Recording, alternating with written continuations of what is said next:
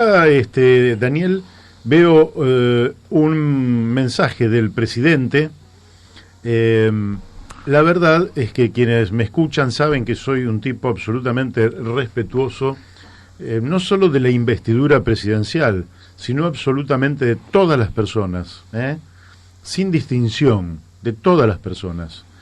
Ahora, cuando escucho al presidente decir que Mauricio Macri dice, yo veo a esos hombres y mujeres de 1816 muy parecidos a los argentinos de hoy, ellos cambiaron el futuro igual que nosotros, me da vergüenza ajena.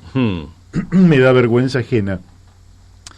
En 1816, lástima que no lo tenemos al profesor Jorge Cultri, al que le enviamos un saludo, que seguramente nos está escuchando. Pero nosotros, el 25 de mayo de 1810, aprovechamos, entre otras cosas, porque me considero que estoy del lado de los patriotas, porque así he vivido toda mi vida, aprovechamos que Napoleón había invadido España, había detenido a Fernando VII, y por tanto se había producido un vacío de poder. Y en ese vacío de poder se generaron las posibilidades de la Revolución de Mayo, la posibilidad del autogobierno, con las tres tendencias que ayer se describían, ¿no? Pero la revolución se produjo.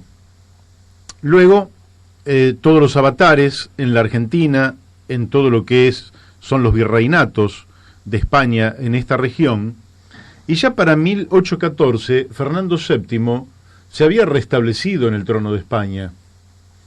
Va a ser en 1815, el 18 de junio de 1815, cuando Napoleón va a perder en la batalla de Waterloo, allí en la zona de Bélgica, cerquita, unos 20 kilómetros de Bruselas, va a perder una batalla con la que se cierra el período que abre la Revolución Francesa de 1789 hasta 1815, donde se expanden por el mundo las ideas liberales, las ideas de libertad, se expanden las ideas de autogobierno.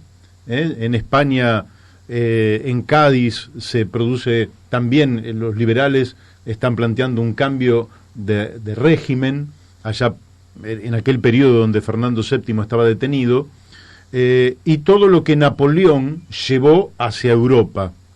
Estas ideas van a derrumbarse entre 1814 y 1815, y viene la restauración. La restauración es una reacción donde las monarquías tratan de liquidar de cualquier forma todos los vestigios y todos los refugios donde las ideas de libertad se habían alojado y donde efectivamente habían asestado un duro golpe a las colonias. De manera que en aquel entonces la restauración se aprestaba a recuperar todo lo perdido, y entre lo perdido estaban las colonias de América del Sur. Por tanto, aquella declaración de la independencia que se da bajo la presión de San Martín, que estaba organizando el ejército de los Andes, no estaba organizando un juego de naipes, estaba organizando un ejército de la nada, un ejército de casi 5.000 combatientes, argentinos, chilenos, con los cuales iba a pasar a una guerra ofensiva, mientras en el norte Güemes retenía la avanzada desde el Alto Perú de los españoles. San Martín estaba planificando su paso de los Andes para atacar justamente a los españoles allí en Chile, y de ahí ir al Perú. Este contexto histórico de guerra por la independencia, que va a terminar allá con la batalla de Ayacucho, en 1824, 1825, habría que mirarlo con precisión, es un periodo de guerra de la independencia de nuestra América del Sur, de nuestra América Latina. En ese contexto se declaró la independencia. El presidente no puede ver similitudes entre aquello, lo mismo, y cambiaron el futuro igual que lo cambiamos nosotros. Yo a veces pienso si este hombre habrá reflexionado alguna vez si estaba en capacidad de ser presidente de la nación. Este hombre ha hecho desaparecer una parte del Producto Bruto Interno de los argentinos, cosa rarísima, pero lo ha hecho desaparecer. Hoy producimos menos que hace 4 años atrás, igual que hace 12 años atrás. Y entonces la verdad es que me da vergüenza ajena. La verdad es que creo que hay un acompañamiento mediático a las pavadas que dice Mauricio Macri, que es un verdadero fenómeno. En este día, y sin extenderme demasiado, porque vamos a tener muchos invitados, me gustaría sí hacer un raconto de lo que es la historia argentina, muy, muy breve, del siglo XXI. En el siglo XXI se inicia en el año 2000 con el gobierno del doctor Fernando de la Rúa, que fallece en el día de hoy, y motivo de este fallecimiento van nuestras condolencias a su familia, sus amigos y sus correligionarios, y nuestros respetos, más allá de nuestras abismales diferencias con aquel gobierno, pero ha fallecido un expresidente de la Argentina y vayan entonces estas condolencias.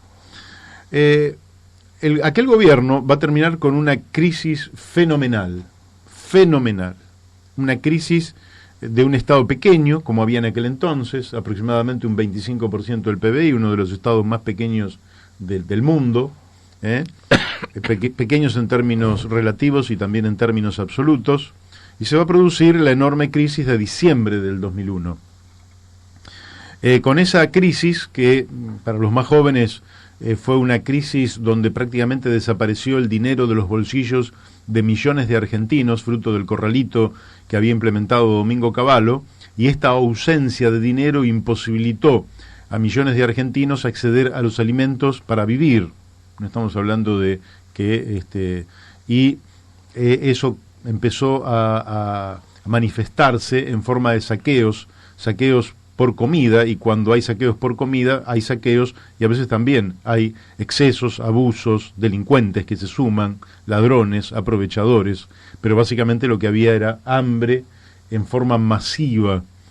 En aquel contexto lo que había que hacer es poner en marcha un plan alimentario de emergencia, movilizar todos los recursos del Estado.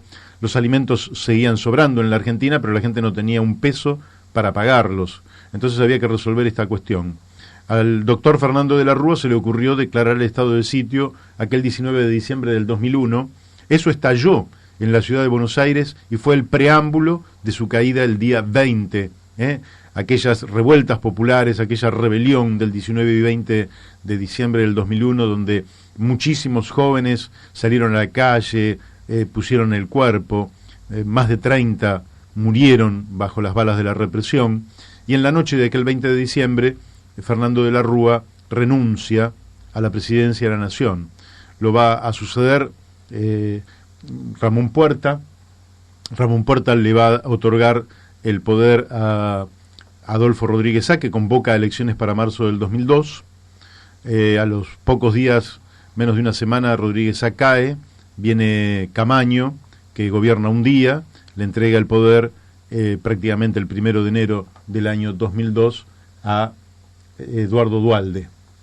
Y en marzo del 2002, es decir, en medio de todavía el caos en el que estábamos, Rudy Dorbush, un hombre del Instituto de Tecnología de Massachusetts, propone un protectorado para la Argentina, es decir, que los argentinos ya no nos gobernemos a nosotros mismos, que en realidad alguien, quizás el Fondo Monetario Internacional, alguien iba a poner orden en la Argentina.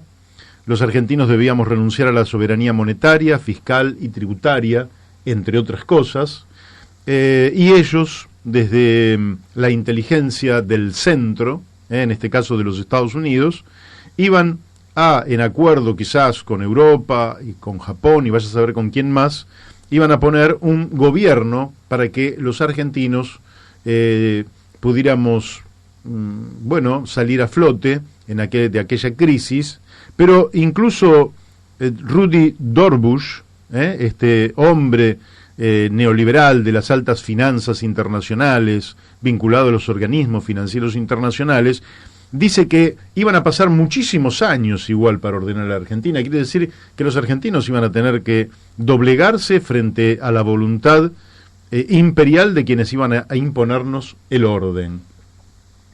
Quiero decirles que en aquel momento la Argentina entró en una situación de crisis muy grande, pero en marzo estábamos en el derrumbe total. En mayo del 2002, el país comienza como a ponerse en orden. Y ya para mediados del 2002 empieza la etapa, no sin el sacrificio enorme del pueblo trabajador, en términos generales, porque todo el mundo sufrió aquello, y con un gran consenso nacional donde participó el gobierno, la oposición, la iglesia, los sindicatos, los empresarios, la Argentina empezó un rumbo de tremendo crecimiento. Se empezó a recuperar la Argentina. Y esto dio lugar a que en diciembre del 2005, apenas 4 años después, el presidente de aquel entonces, Néstor Kirchner, dijera: basta de deuda, Argentina paga, se libera y construye su destino. No nos olvidemos. Y le pagó 9.810 millones de dólares, casi 10.000 millones de dólares, al Fondo Monetario Internacional. Se los pagó. Y el país no sintió ningún cimbronazo. Estábamos en condiciones de sacar de las arcas, apenas 4 años después, de las arcas del Banco Central 10.000 millones de dólares y que el país ni lo sintiera. Yo personalmente hice cuestionamientos a ese pago, no por el pago en sí, sino porque tenían fechas de vencimiento posteriores y adelantar el pago me parecía que era un mal negocio. Pero bueno, es un otro aspecto de la cuestión. Lo cierto es que se pagó. Ahora, lamentablemente, aquel pago al fondo y aquella liberación del fondo que había sido corresponsable de lo que había ocurrido, después no se consolidó, lamentablemente. No solo no se consolidó, sino que nunca hicimos una gestión de increpar, de denunciar al Fondo Monetario Internacional sobre los daños que había causado en la República Argentina. Y esta ausencia hizo que quedáramos incluidos en el Fondo Monetario Internacional, participando en el Fondo Monetario Internacional, como si la relación no existiera. Pero la relación entre Argentina y el Fondo Monetario Internacional, invisible a los ojos de la población, porque aparte no había motivos para que se visibilizara, estaba allí, estaba latente. Y Mauricio Macri, en oportunidad de la crisis de abril-mayo del 2018, no encontró para esa crisis mejor opción que volver a pedirle dinero al Fondo Monetario Internacional.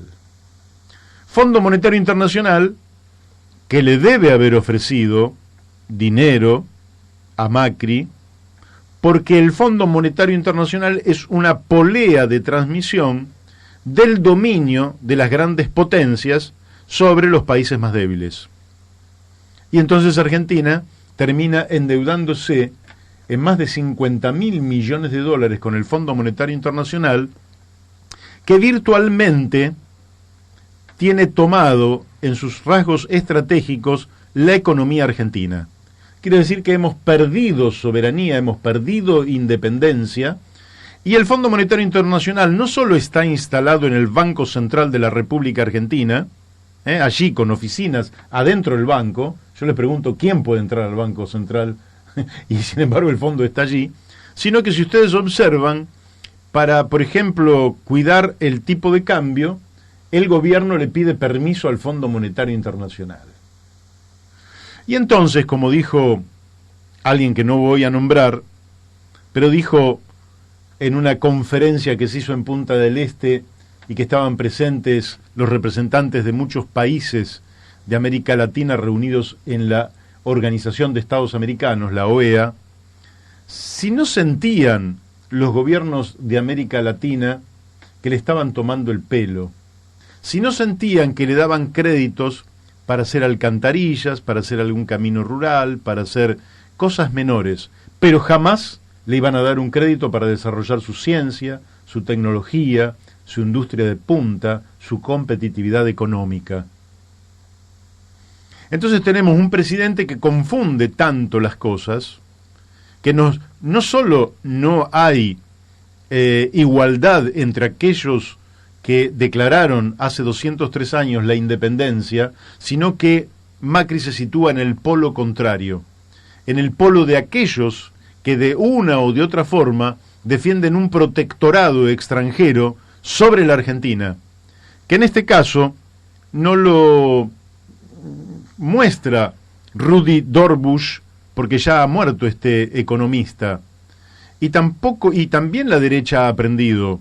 Lo hacen de manera bastante oculta, entre bambalinas, pero a todas luces, hoy la economía argentina está manejada nuevamente, después de aquel pago de 2005, donde se declaró la independencia económica nuevamente, porque ya se lo había hecho allá en la década del 40, nosotros nuevamente estamos bajo el mando del Fondo Monetario Internacional, perdiendo independencia y soberanía que las tenemos que recuperar.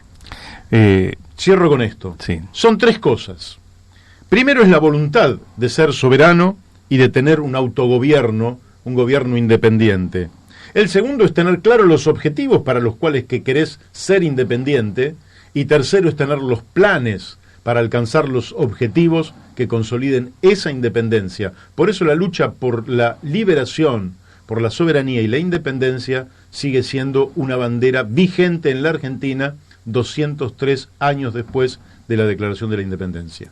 Sí, sí, perfecto. Yo lo único que te acotaría, ¿no?, es un dato que muchos conocen, pero está bueno repetirlo, es que desde que Macri asumió el gobierno han fugado de la Argentina 70.000 millones de dólares, o sea que el dinero que no cubre esa cifra que ha ingresado el Fondo Monetario Internacional ha servido para financiar esa fuga de divisas, con lo cual se garantizan ellos, digamos, ¿qué objetivo? ¿Qué objetivo final? Como dice Mario, el objetivo es